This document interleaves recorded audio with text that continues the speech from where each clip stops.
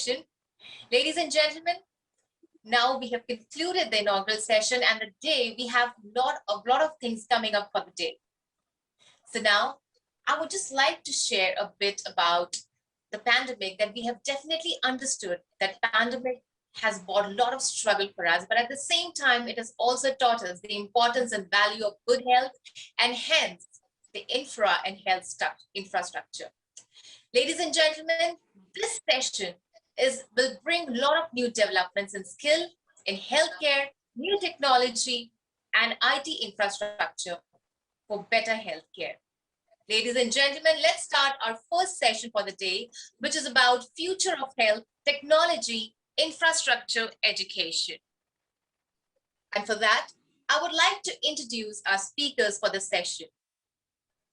Our speakers are Dr. Harsh Mahajan, founder, Mahajan Imaging; Dr. Naresh Trahan, CMD, Vedanta; Ms. Kanta Singh, lead Second Chance Education Program, UN Women. Ladies and gentlemen, this session will be moderated by Mr. Atul Joshi, founder, Oyster Capital. Now, let me give you a little brief about Mr. Atul Joshi. Mr. Atul Joshi is an economic policy veteran and has 30 years of rich experience. He is 12th All India rank holder chartered accountant and a double graduate in commerce and economics from Bombay University. He also holds a bachelor degree in general law. Before founding Oyster Capital, he was the MD and CEO of Fitch Ratings Group for India and Sri Lanka. And before that, he was with ICICI Bank, ING Vyasa Bank. Ladies and gentlemen, that's Mr. Atul Joshi.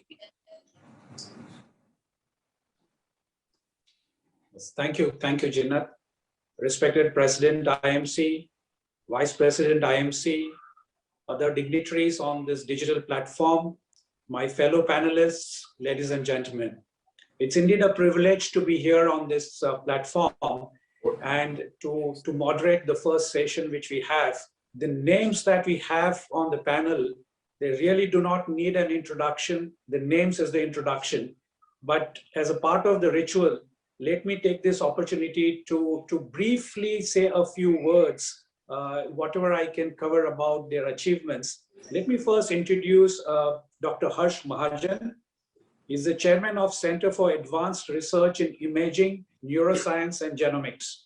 He's also the chairman of Department of Nuclear Medicine and PET-CT, Sir Gangaram Hospital, New Delhi. He's a consultant to International Atomic Energy Agency. He's a former radiologist to the President of India. He has been awarded Padma Shri in 2002. He's the former president of Indian Radiological and Imaging Association, and also the former president of the Indian Society for Neuroradiology.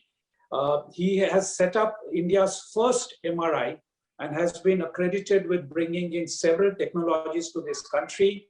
He's also associated with several NGOs. So that's for you. Welcome, Dr. Mahajan. Let me turn to introduce the second panelist. We have Dr. Naresh Trahan with us. Dr. Trahan is a renowned cardiovascular and cardiothoracic surgeon. He's a chairman and managing director and chief cardiac surgeon for Medanta Medicity.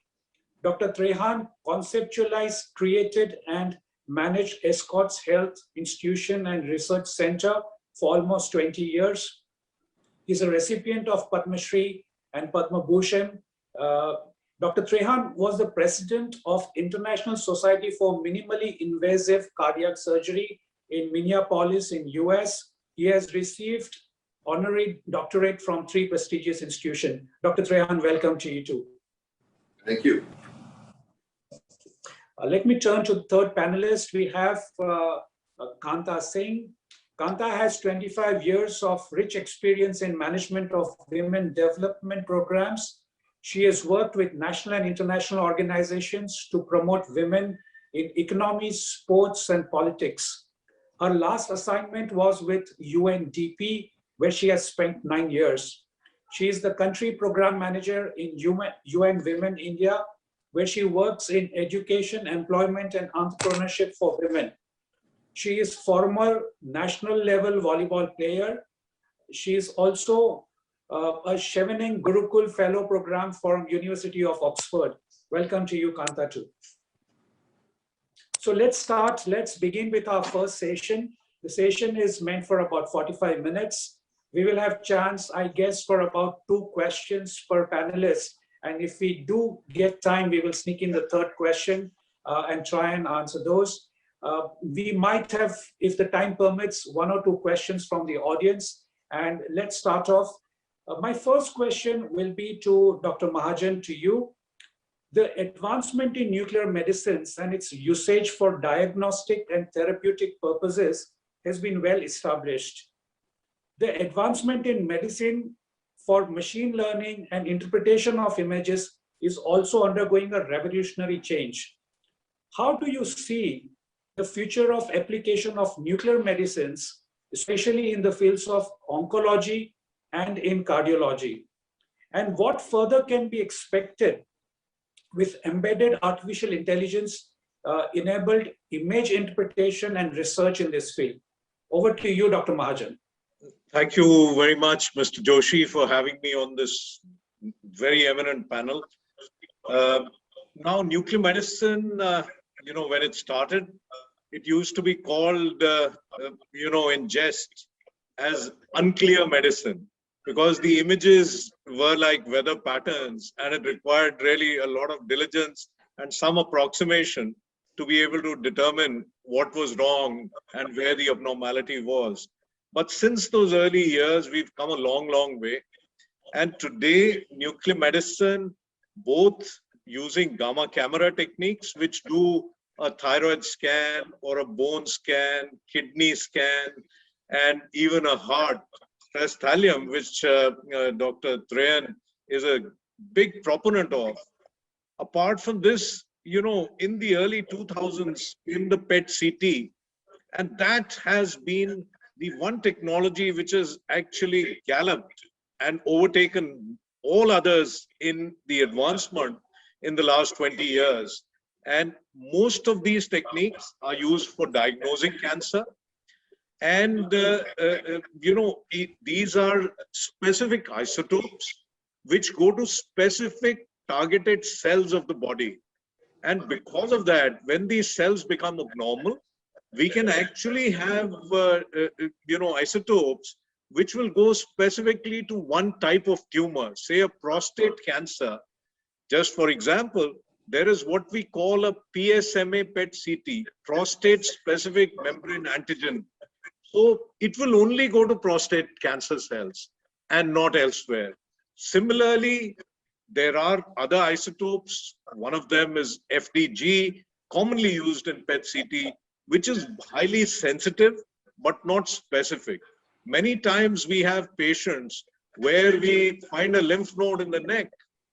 You put in a needle, it turns out to be cancer, but you don't know where the cancer has come from. That's where these technologies come in use to find out. It's like, I call it a Brahmastra. If there's cancer, if there's infection, if there's any abnormality, it's going to go there and show up. We may not know whether it's cancer or infection, but that can be treated earlier. We can do more tests to find that out.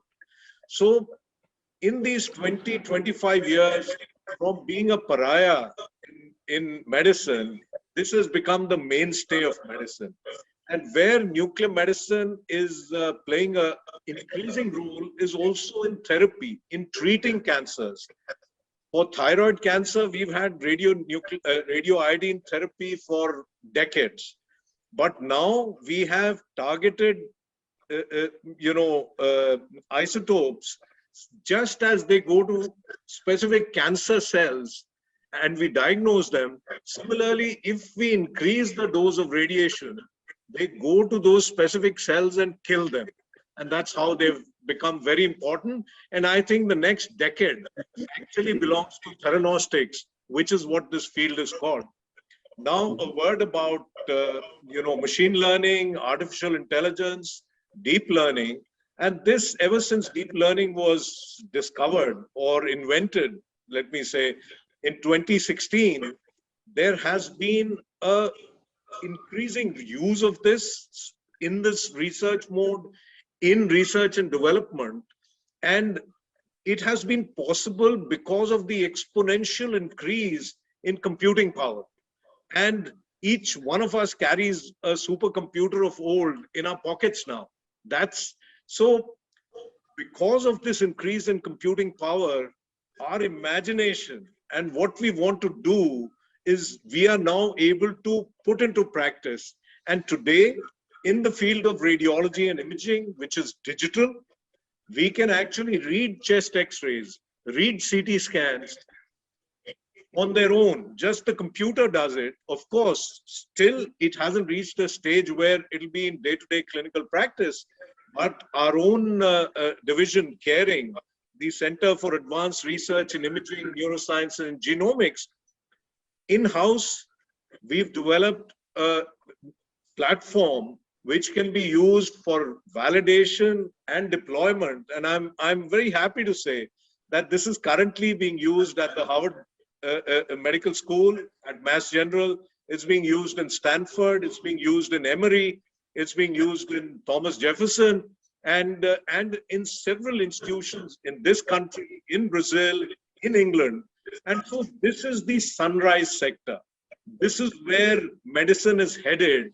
I mean, you know, Google has developed a tool.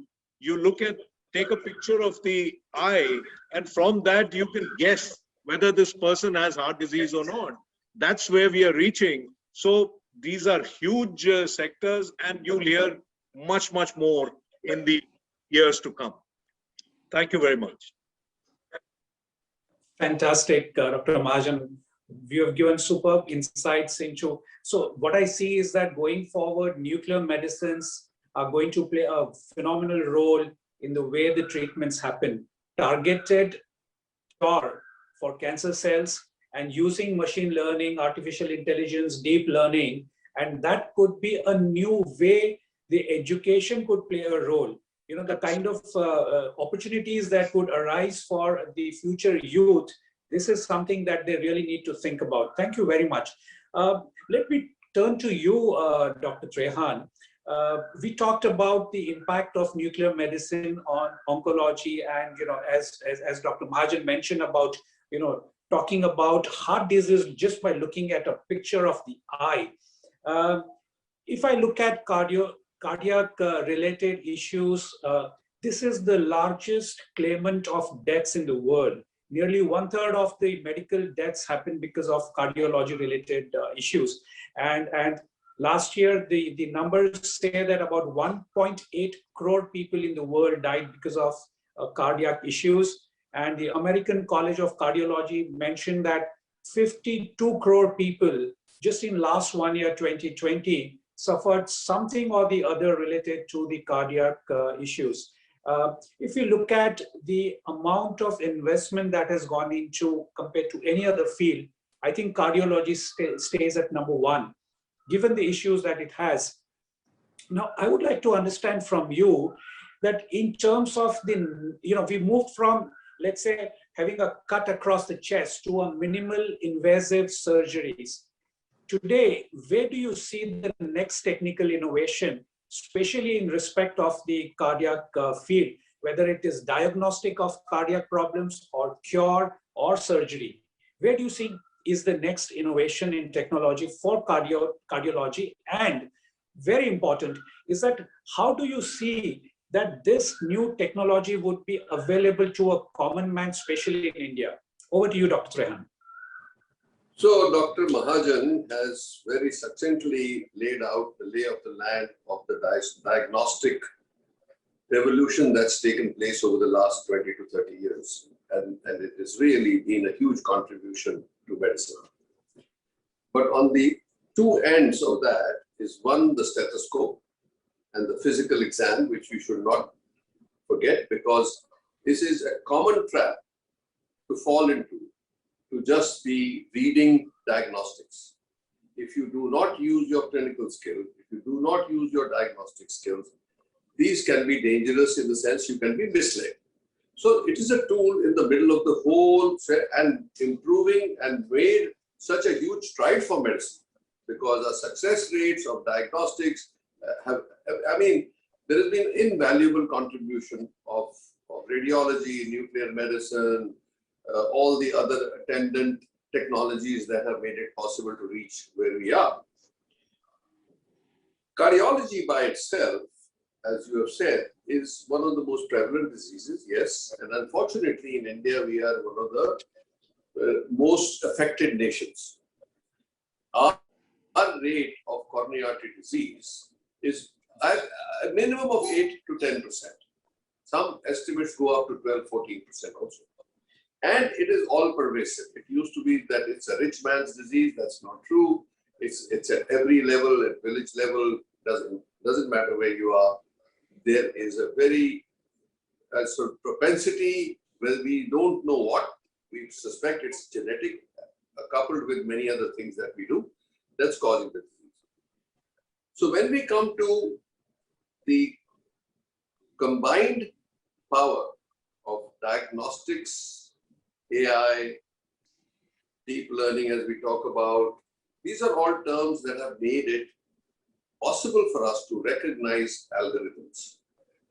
Those algorithms are created by human beings, like doctors like Dr. Mahajan and all the other clinicians. But so one thing is that the old adage of a computer, garbage in, garbage out, is still the truth. So the point is that all these attendant technologies which are coming to our aid and making delivery of healthcare quite precise, quite remote, by the way. So like Dr. Mahajan said, like we are experiencing in our own life, you can read echoes, you can read anything remotely, you can do all sorts of that remote diagnostics today and be able to monitor patients 24 hours real time on their ECG, on their pressures. So all this technology that has developed has made life much more precise, one from the patient's point of view and also doctor's point of view. So if we took that further, the bad part is that in spite of all that we have been able to refine treatments, but the prevention is still wanting. So right now what we have gone to, and with the help of all the technology, is predictive health. Predictive health is where the future lies. If we started medicine X number of years, we became doctors to treat patients. Then we thought we are smarter than that and we should do early detection. That means we shouldn't let it go to a stage where it's beyond treatment or the treatment will not be that successful. So all the tools were developed and Dr. Mahajan's specialty is very much part of it, is to say, where can we detect before it does damage? So especially in heart disease, can we detect coronary artery disease before it gives you a heart attack? We thought very smart, we were very smart, but then the point was, why just early detection, why not prevention? So we started looking at the footsteps, at the markers to see who are the people who are actually proceeding towards that. Now what happened was that at that time also, we felt that the science was not precise enough to say, okay, we cannot measure the velocity with which the disease will develop. So if I detect somebody with 50% blockage of an artery, will it take 10 years to get there? Knowing what it took in the last several years, that's what we were studying very, very intensely to say, should we intervene? When should we intervene? The whole idea being, any ailment that you have, if you look at it and say it's 80% blockage, let's put a stent in it, or let's put a thallium scan is positive, let's do a bypass on it or a stent in it. Those were the parameters that we are working with pretty much today. But then we said that, look, why can't we do predictive models? So right now, a whole emphasis in our specialty and in other specialties also, is on predictive patterns. To say, can we look at parameters which are already present in your system, whether it is genetics, whether it is evidence of some sort of abnormality in your metabolism or whatever it may be, can we put it together and chart a progressive lifespan for you to say, these are the things, and if you can show it in proper algorithms and proper documentation, people will listen.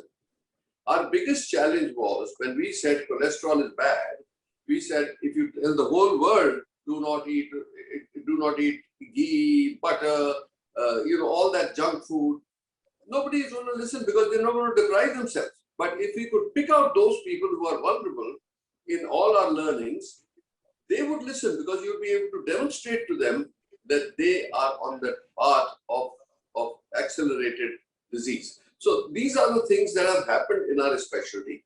Of course, now we are doing, referring to minimal invasive. We started this process in 1994, by the way, when we actually helped to develop the robotics. Robotics was first developed for heart disease, and now it has been actually being utilized much more in other specialties. Because the whole thing was like there's an old joke that Dr. Cooley, who was a very famous heart surgeon, is walking by and he sees a mechanic fixing a motorcycle engine. And he said to ask him, what are you doing? And he said, you consider yourself a big surgeon. I'm a surgeon of the motorcycle. I can do as well as you are. So he says, try and fix that on a running engine. Meaning the heart is a beating heart. Your skills are there. You can tighten your nuts, but you're not doing what heart surgeons do. So the point is, our whole challenge was, in the old days, we used to arrest the heart, stop the heart, work on it, and then restart it. But that meant that in that process, you put a huge trauma to the body. You took the blood out, circulated through plastic, put the blood back. That's how on-pump surgery was done. So in 1994, we said, let's try to take away the trauma one by one. So one was the size of the incision, the other was use of the heart-lung machine, the third was what conduits to use so that it doesn't give pain to the patient afterwards, and then why can't we do it through small holes rather than cut open like you said. So today, at least 30 to 40% of the patients can be operated in a minimal invasive manner, whether it's a valve replacement, whether it is bypass surgery or aortic surgery. Many of these technologies have come. So this movement is taking place and progressing. Now, the deficiency why we do not use the robotics in 100% of the patients. Like we said, one, we like it to be beating. Two, we want to get to the back of the heart. And today, the limitation of the robot is that it cannot. But very soon, all those technologies are catching up. And we hope that by the end of this decade, almost everybody will be able to get surgery without opening the chest. So this is where our track is. But what has the pandemic taught us? Pandemic has taught us that if we had a roadmap of developing technology to assist in medicine, in remote medicine, in force multiplier of doctors, like specialists are not growing like grass. So you need to multiply that. We had a roadmap that in the next 3 to 5 years, the amount of remote medicine we will be able to do would be that 50% of the patients would not have to be touched because we will be able to do the diagnostics real time. So there will be an ophthalmoscope, an otoscope, a stethoscope which is put on the chest, and you can read the whole sounds remotely. All the other technology is already there. So if we could do that, then you would spare the patient huge time wastage, huge expense. They would, because today, on an average, to get a very good heart surgery, you have to travel 300 to 500 kilometers, maybe more in some areas. So we are saying, the patient comes, you see him, and then you tell him, yeah, you need this following, then you come back. Then naturally, they didn't come prepared for what you told them. All that has gone out of the window because of the pandemic. Today, that got all compressed. Those 3-4 years have got compressed into today. So we are already doing 10 times the video consults that we used to do before the pandemic. And it has become a great service to the patient more than anybody, but also to the doctor. because the doctor, without having to run from one to the other, can be in their office, concentrate and give the best to their patient. So all this is happening today. And I think that if pandemic has worked havoc on all of us, it has also taught us some lessons. And those lessons can be, if we do not forget in a hurry, we can be a better world, most definitely. Thank you.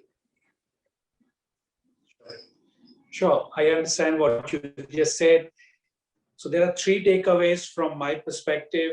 The first thing that you mentioned was that while it is good to have technology, you also need a physical touch. So I would say that what we say is sthul se sukshma ki yatra.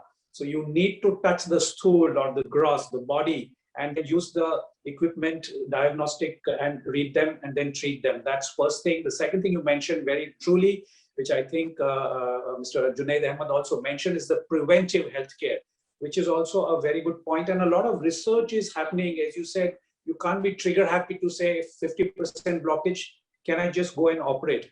We need to understand how long will it take to kind of become something that would be eligible for surgery. A very good point. And third, of course, is the innovation that is happening in remote consulting of doctors.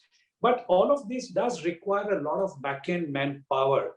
And we cannot, under any circumstances, ignore a very large 50% of our population, which is women. And let me turn to you, Kanta, on this. We've done a very good work in this field for more than 2.5 decades in this field, empowering women, educating them, training them, upskilling them. I would like to understand from you as to, where do you see the women playing a role in skilling and upskilling, especially in healthcare sector? And what has been your experience since you have worked extremely extensively in this field? What has been the impact that you've seen on the ground? Over to you, Kanta. Thank you. Thank you, Atul, and thank you for inviting UN Women to be on this panel. I have heard Dr. Trahan several times on TV and Dr. Mahajan, but it's great to be on the same panel. I'm really honored.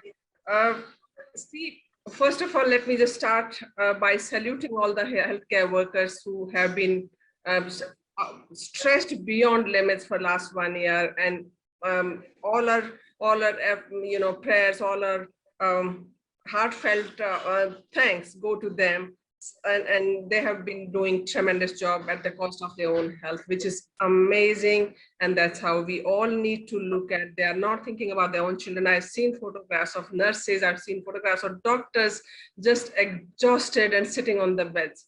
So thank you all very much. Really great. And we are a grateful nation, and we should learn few things from this. Definitely, as Dr. Trahan mentioned, we need hands. And with women, I have seen three things in my work on skilling. One is there's a great, when I'm saying it, beyond other sectors, there is a greater acceptance of social, of health sector jobs.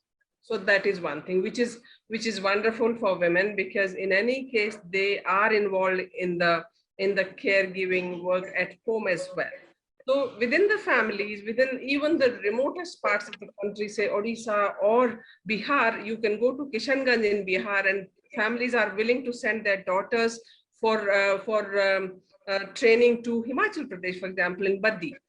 So if there are attendance course, GDA courses happening in Baddi, women, Muslim women, I would say, the most marginalized sections of women are going to places where there's infrastructure available. So that is one. Also, there's security, safety numbers. You would appreciate that when whichever sector there are more women, it attracts more women, because physical safety of health workers is a major area of concern, which we all need to think about. And parents and families are more concerned about the safety when they move out of the home. And we can't ignore that. That's a genuine fear that parents have. And we have seen that when 5 girls go from a village, 10 others are ready to go. So that is number 2. Third is, in terms of jobs, I feel, and I would also like to ask Dr. Trahan later, is that there's a mismatch between what is being taught in these skilling institutions and what is actually required on the ground. including the government sector training center, the GNM colleges, which you find in every third field in rural areas. So there are these colleges, but the skills are not up to the mark. What is required in the hospitals today is much more advanced. The kind of services that patients are requiring are different than what they are being taught. Even I would say after a 3-year course, a girl doesn't even know how to put an injection into a person. So it is so those are some of the concerns that I have seen. My observation has also been that the health sector probably has to work closely with the government to look at the future. What kind of jobs will be required? What kind of skilling institutions are required? And I think best is, and in that again, going by my experience, is that demand-led trainings are the best. If Dr. Trahan, and I know Medanta is running some training centers, they are training women and men both, and that works the best. And what do we need to do for that is to have more such hospitals who are willing to invest in the future workforce, have to impart them necessary skills which are going to be useful within the work setup, and also provide not only accommodation, but also transportation if accommodation is not available. Because with a 10,000, 15,000 rupee job, it is difficult for rural women particularly to migrate and then face difficulty in here. Again, the safety issue will come, then parents will call them back. Having invested in them for 3 years or 2 years or 6 months, if they have to go back, then that will be a wastage of national resources. So as a country, we need to do 2 things to my mind. One is there's a huge workforce, there's a talent pool which is waiting to be deployed somewhere. We need to tap on that. We need to give them demand-led training, which can actually be used instead of just completing 3-year courses as DNM, because then they are not employable. And third thing that we need to do is to think together. Government, private sector institutions like skilling institutions that have been supported by NSDC and government, how do we bring all them together and look at women? There is a gender bias, we all know, even in the health sector, knowingly, unknowingly, conscious bias, unconscious bias. We know women are just, and I started my career long back when we used to do these role plays. Why a woman can't treat her son, and because not a woman, but a role play in the sense that it was always considered that a doctor would be a male and a nurse would be a woman. Things are changing, but they're not changing at a pace that they should. There are still 30% women doctors and 70% male doctors, and definitely then management of health is also an issue we all understand. We look at women just as patients or nurses. They can also, right? No, I do understand what you said. Let me just summarize what you said is that there is a huge amount of women workforce which needs to be deployed and is waiting to be deployed. We need to create the right environment and the right infrastructure, whether it is for skilling or education or even just the safety. It's all important for us to create that environment, which is also the topic for today's panel, which is education and infrastructure. And infrastructure would include several other things to bring these women into the main fold. And of course, over a period of time, we would see how women play a more decisive role in different sectors, healthcare being no exception. Thank you so much. Let me just turn to you, Dr. Mahajan, again, and let me pick up a second question with you, which is about genomics. You've been doing a lot of research in that field. Now, we all understand that there are certain diseases which are touted as hereditary, whether it is diabetes or it's blood pressure. We always say, these are hereditary, and if parents have it, the kids are going to have it. But we've done a lot of research even in understanding the DNA, the sequencing of the DNA, and how it can impact the behavior, the metabolism, and the entire exhibition of various diseases in the body at certain points in time during the life cycle. We also have seen today that in the medical field, we have one prescription for, let's say, for example, somebody has fever, you would just give Crocin, just a name, and say, okay, this is one medicine for one and for all. But that may not be the case going forward. With the study of the genes, there is a talk that we need to have, or we may have, specific to a patient, specific to a disease, a medicine being deployed. How far are we today from that point? And if at all that develops, do you really see that the issue of certain diseases being touted as hereditary can be dealt with, and no more hereditary diseases if genomics can work on it? Over to you, Dr. Mahajan. Thank you for asking a very pertinent question, and something which, you know, you're reading every day in the newspaper in the context of the COVID-19 and the coronavirus and the mutations that occur. And, you know, it is genomic testing, whole genome sequencing, with which you're able to actually sequence the entire virus and determine where those mutations are occurring. And that's how we came to know. I mean, there are more than 100,000 mutations that have occurred in COVID-19 over the last 1 year, over 7,500 that we know of in India. And out of these, some mutations are such that the virus may become more infectious or become more virulent. And that's where we come across the UK variant, the South African variant, the Brazilian variant, and now our very own, the Maharashtra variant, the double mutant that we keep reading about. If we did not have the capability of doing next-gen sequencing, we would not have been capable of recognizing these changes. Now, coming to your question, and Dr. Trahan alluded to it and showed it, so did Ms. Singh, we are heading towards an era of personalized medicine. And that is what it is. You yourself talked about the fact that one person may get well with medicine A, and that same medicine and the same disease may not work in a person B. And so personalized medicine has two parts, alluded to already by Dr. Trahan. One is predictive medicine.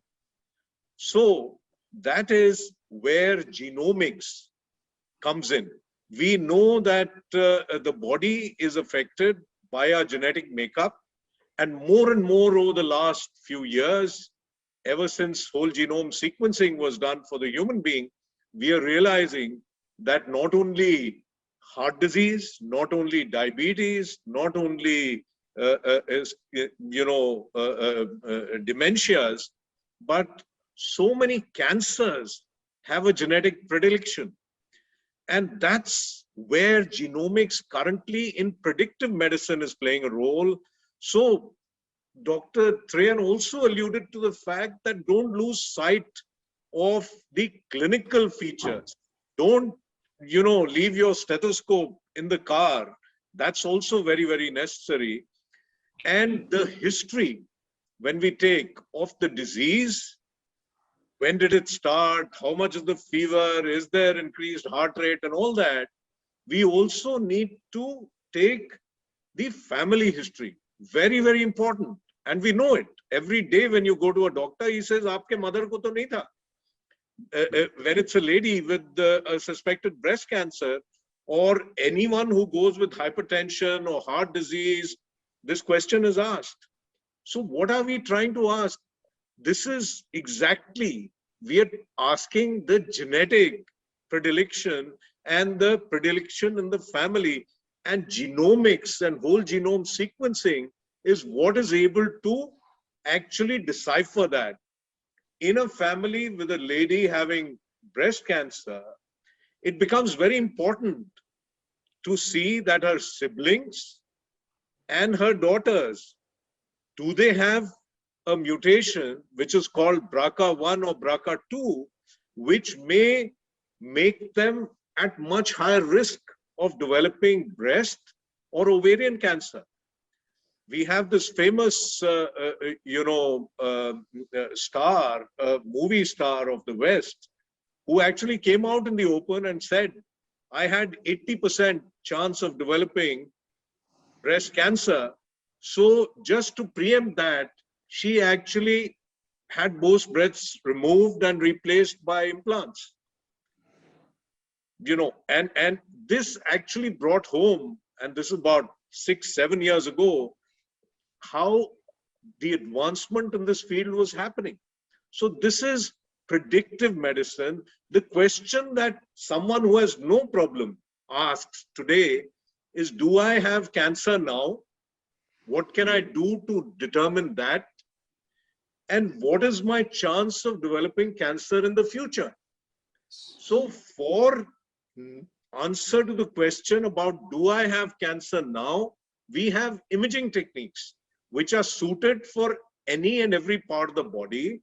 And what increasingly will be done is that we will do a whole body MRI very quickly within about 45 minutes and do a kind of check of the whole body and determine whether there's cancer anywhere which may be smoldering without causing any symptoms. We end up actually picking up cancer so very late. And this is one tool which can be used to pick it up early. And who are the people who should undergo this? The entire population can't undergo this. That is where your risk of developing cancer as determined by genomics comes into play. So out of, say, a 1 crore population who may undergo a genomic test, right now it's very expensive, but as it expands and as it gets used more and more, I'm sure it'll become cheap enough, and governments need to actually invest in it, because we know prevention is better than cure, but prevention is also much, much, much, much cheaper than cure.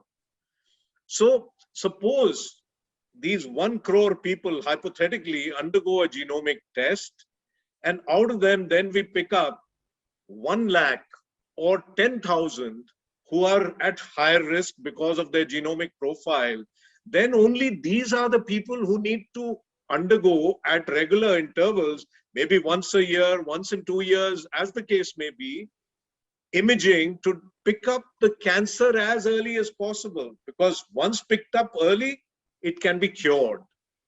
Next part of genomics is precision medicine. Again, it's a buzzword, but it has a lot of meaning. This is where you mentioned yourself, a person with a cancer, 10 people with a same cancer, same stage, same grade of cancer. When you look under the microscope, they are identical. But when you do a genomic testing, initially for predictive medicine, we are taking blood or saliva. Here we are doing genomic testing of the cancer cells themselves, which have been taken out of the body either by a biopsy or after surgery. When you do this genomic testing, you realize that everything looks the same, but when you test the genomic profile, there may be 5 different kinds, and one may respond to chemotherapy. The second one may just not need chemotherapy. We know from the data already with us, there's no need for chemo. This one's going to do very well, even though it's all looking the same. And the third one may require immunotherapy based on, of course, this is all in the context of the whole clinical scenario. And so this is where we are heading. And add to this artificial intelligence tools, and you have, and I've been saying this for 6-7 years, there's going to be a new branch of medicine which will be called integrated diagnostics. I can't expect Dr. Trahan sitting in his OPD chamber with people clamoring to see him to look at 10 different kind of reports and be able to make a conclusion and then give treatment. This is where there will be in the future a diagnostician, I don't have a better word at the present point of time, who will be able to look at the clinical, look at the history, look at the blood profile, look at genomics, look at imaging, look at pathology, put them all together. And what will help putting them together is artificial intelligence tools. It'll take one man probably 5 hours to make sense of so much of data. As data has exploded, we do need tools which will make it simpler for us. And so AI at the back end, an integrated diagnostician in the front end, and all this data being swallowed and digested and a result being thrown out by artificial intelligence tools. God knows how they will be like, but that will happen. It's inevitable. And then this digested material to be looked at and made sense of by a human being, and then being sent to the clinician, who will also be helped by AI as to what is the best treatment in 100,000 patients who had this disease with this kind of mutation, this kind of spread. How did they do with a treatment A, B, or C? Hey, it says B, let me now look at it. In all this, please believe me, I mean, doctors are getting scared, especially radiologists. They say if the computer is going to write the report, who will need me? But the human interface will still be very, very necessary. And I paint to you a picture of the future, but the future, I believe, in some part is already here. Thank you very much. And at the end, I like to just conclude by saying, doctors treat and diagnose patients, not images, not reports, something which Dr. Trahan alluded to very eloquently. No, I completely agree with you. And as you mentioned that the genomics is today focused on the predictive medicines, and going forward, we're going to get into the precision medicines, which are customized per person. And the whole setup would again coming back to the three things that the topic of today, which is the investment in technology, the investment in infrastructure, backed by or seeded by the investment in education. And that's my next question to you, Dr. Trahan, that, the amount of diseases or the patients we have in India, which are suffering because of cardiac issues, what do you think the government needs to do to bring together the investment in this particular field, especially with respect to cardiology? We have got, today space research, I could say India is probably one of the best in the world, if not the best. We are launching satellites for the most advanced countries, so to say. Why can't we make India the hub for cardiology, whether it is equipment for diagnostics, or it is, the cure or the post-surgery or surgery, whatever it takes? What is it that the government and the private sector need to do to make India that hub of technology infrastructure in cardiology? Over to you, Dr. Trahan.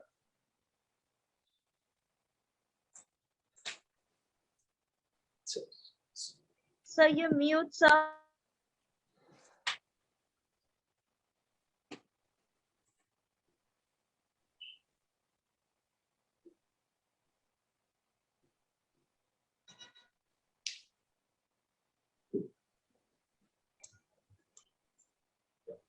Okay, sorry about that. So often enough, you'll be asked the question, why has India not invested in technology to support stuff that the whole world is doing, but we are importing it at a high cost? So when you're talking about attendant technologies, you need two parts. For a businessman or for an investor, they must look at the critical mass of demand. So they are always looking at demand-driven supply. So today, all those things that were concerns of the people, whether it was investment, return on investment, whether it was the ecosystem existing in a country to be able to put it all together, no single person or company can put together the most complicated of technology. It's all, the whole ecosystem comes together. It is participated. You can see with this disruption with COVID that people can't produce enough cars because the chips are made in Taiwan or somewhere else. That's how integrated the world is. So we have to philosophically look at two things, and Atmanirbhar is on top of everything. So the point is, historically, if you look at it, what did happen after World War II? You have India, you have Japan, and you have some of the Southeast Asian countries. And you have Germany on the other hand, which was almost destroyed. Each one of those countries chose to actually exploit their strengths and not try to be everything to themselves and the whole world. Okay. So if you saw Japan, Japan said, we make steel, we make autos, we have the following. So three things, electronics, the three things they said, we will master and be not only supplier to ourselves, but to conquer the world with these things. And they actually did. Japan made the best steel, the best electronics, and the best cars. You took Taiwan, Singapore, all these people did their niche to develop, to get their place in the sun. India decided we are going to make from a matchstick to a missile all in India. So what happened was, there was too much scattered. We all went into trying to supply into India. I don't know if you ever heard of any country saying you cannot make more than 30,000 cars a year. This is what India was doing. It's probably Belgium. You were not born then, but I've seen it. So our policy making was pretty flawed. It was the Russian model. The Russian model was, self and everything. Now I'm saying we are standing at a very, very sort of inflection point where we have all our strengths which can be measured. So software is written in India for the world. We have the best brains in the world, by the way. Coming to cardiology, today the results of Indian cardiology and cardiac surgery are equal or better than anybody in the world. You can compare them. So there is, and at 1/10 or 20th the cost. So there is much that we have accomplished, but at the same time, that glass is half empty. So now we know, and I think that the whole idea of Atmanirbhar is a good one, in the sense that it's time that it happened. Now you're saying, let's look internally to say, where should we direct ourselves? Now, should we be making on first go, like we made missiles, you say, I'm going to make 7 Tesla MRI? No. Do I need to make a CT scan? Yes. Do I need to make this kind of machine, which we use, ventilators, which are now all important, but when the prototypes were developed during COVID, but they are basic. They are not the most advanced. So there are hundreds of things which we are fully capable of doing, but have not actually from happening. So now in the government policy, if I have a peek into it, it has been decided that 30,000 crores over the next 5 years will be given to industry and scientific organizations to develop equipment for healthcare. And people will come together as cohesive groups to produce that particular stream. So I think this beginning has happened and it will happen. So so gradually over the next 10, 15 years, I think we can match like we did in telecom. We leapfrog. That's what we need to do in many other things, including healthcare. So the basics of healthcare are pretty good, but in selected centers. If you go out of those centers, it becomes kind of dismal at the ground level in the countryside. So we really need to strengthen, but we must keep in mind, that's my only message, is that medicine has changed and is changing. Brick and mortar will be required less, and remote and mobile and super specialized little places will be along the chain everywhere is what we will require. So I think we have to take medicine to the door of the people. We must create, yes, it will be need for super special centers, which should be, everything should be referred there, and which is the practice in most countries in the world. So I think that's one as far as infrastructure is concerned. Technology I talked about, but human skill is still the most important and paramount importance.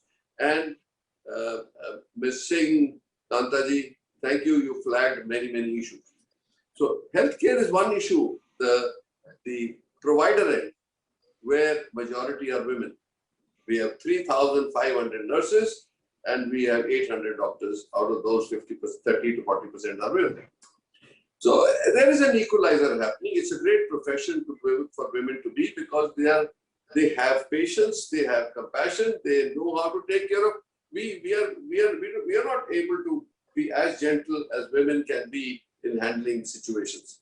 They are, and they can multitask. So I do create, but I also wear the hat of chairman of National Health Skill Council. Okay, so we are very cognizant of it, and we good to say in our all training centers, women have equal participation. In fact, more than men or boys. But I would say, if you are willing, we will love to work with you from the Health Sector Skill Council to be able to enhance some of your thinkings and the areas where we can. And this is what we are looking for, partners like that. And somebody of your eminence and experience would be very valuable. So I think that what Dr. Mahajan said, on one hand, is a huge contribution to the art of medicine. We do not forget the human element of it, that the skills should not be fading. I will give you an example. Many years ago, NHS. Dr. Trahan, we may not have time. Okay, unfortunately, I've been flagged off a couple of times that. I know Mahajan all the time. That's the problem. I'm very glad. What gives me really satisfaction, we already are beginning to see a cooperation. So that's fine. Over to you. Thank you. No, thank you so much. What I was saying is that it's so nice to see you and Kanta Singh to actually come together just on a platform. So this is the success of the platform. What more could I ask for? What is the takeaway? I think there is already an action that has been decided, and gives me a lot of pleasure. I must apologize to you because I've been flagged off that time already has run over and would have gone on.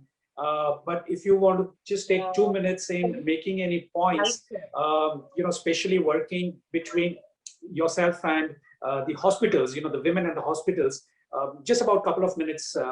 Sorry about that. No problem, Satul, and I understand the time constraints. So two things that I think will actually make a difference. So you would know that there's a huge divide between rural healthcare and urban healthcare. While we have one of the best facilities in India, we have hospital tourism. In fact, a lot of people come here. But in the rural areas, we have different standards for rural health. So if to bridge some gap, I would say if we can promote telemedicine and encourage more women to start working on those, probably some preventive aspects of health could be taken care of. Also, the distance between a doctor and the rural patient could be then narrowed. So that is one thing that I wanted to say. Secondly, absolutely, Dr. Trahan, I will take on this offer. If we can work together where we mobilize women, sensitize them, encourage their families to send them out, and here in the cities, if doctors can or hospitals can provision for their stay and training, I think this is a good match, and I think there's a huge scope of it. Dr. Mahajan said, some technology is the future, but I would say women are the future of healthcare, and we need to invest more on them, particularly their education and their training. So I won't take more time. Thank you all very much. And Dr. Trahan, I'll come back to you on that. Well, thank you so much. Thank you so much, Dr. Mahajan, Dr. Trahan, Kantaji. And I must apologize that I couldn't have, but I had to stop this. Otherwise, it's such a pleasure to listen to all of you.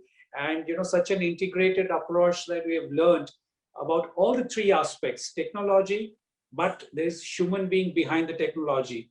There is infrastructure, but infrastructure needs to be occupied by the most important part of our society, the women, and how women can play a role in transforming the healthcare sector. You have really alluded it so well. Thank you so much, all of you, and really great to have all of you here. A privilege. Thank you so much. Over to you, Zinda. Thank you, Atul. Thank you. Hey, bye, Harsh.